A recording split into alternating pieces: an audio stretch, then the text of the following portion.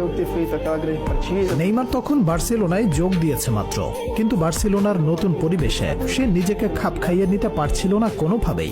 সেদিন অ্যাটলেটিকো বিলবাওয়ের বিপক্ষে ম্যাচ, মাঠ ভর্তি দর্শক।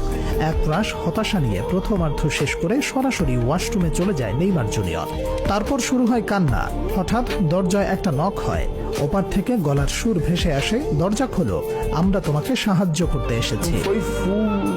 কণ্ঠ শুনেই নেইমার জুনিয়র বুঝতে পেরেছিল এটা মেসি।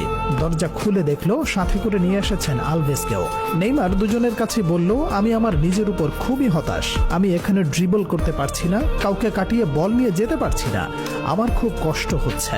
মেসি তখন কাছে আসলো, নেইমারের কাঁধে হাত রেখে বলল, তুমি চিন্তা করো না, টেনশন নিও না, আজ থেকে আমাকে সবসময় তোমার পাশে পাবে। তুমি কোনো চাপ নিও না, শুধু সেই খেলাটা খেলে যাও যেটা তুমি সান্তোসে খেলে এসেছো। Por nosso. ব্যাস সেই দিনের পর থেকে আত্মবিশ্বাস ফিরে পায় নেইমার জুনিয়র, আর শুরু হয় মেসি নেইমারের অমর এক বন্ধুত্ব। ফ্যাব্রিজিও রোমানো আজ সারাটা দিন ব্যস্ত ছিল নেইমারকে নিয়ে।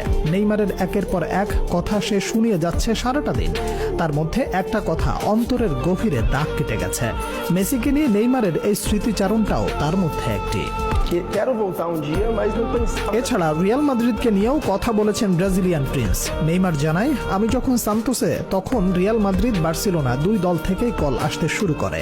আমি দুই দলেই খেলতে চাই, কিন্তু আমার হৃদয় বেছে নিয়েছিল বার্সেলোনাকে। Que era pra gente ter ganho.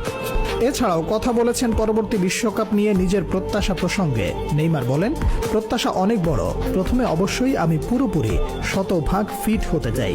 2026 বিশ্বকাপ পর্যন্ত ভালো সিজন কাটাতে চাই এবং তারপর বিশ্বকাপের জন্য আমি সর্বোচ্চ উজাড় করে দেব। এটাই হবে আমার শেষ বিশ্বকাপ, এটা আমার শেষ সুযোগ, তাই আমাকে খেলতেই হবে। Bastante comigo. ব্রাজিল বিশ্বকাপ জেতার জন্য যথেষ্ট শক্তিশালী দল কিনা সেই প্রসঙ্গে নেইমার জুনিয়র বলেন, আমি মনে করি ব্রাজিলের অনেক ভালো খেলোয়াড় আছে যারা চ্যাম্পিয়ন হতে পারে, তবে আমাদের আগে নিজেদের সংগঠিত করতে হবে।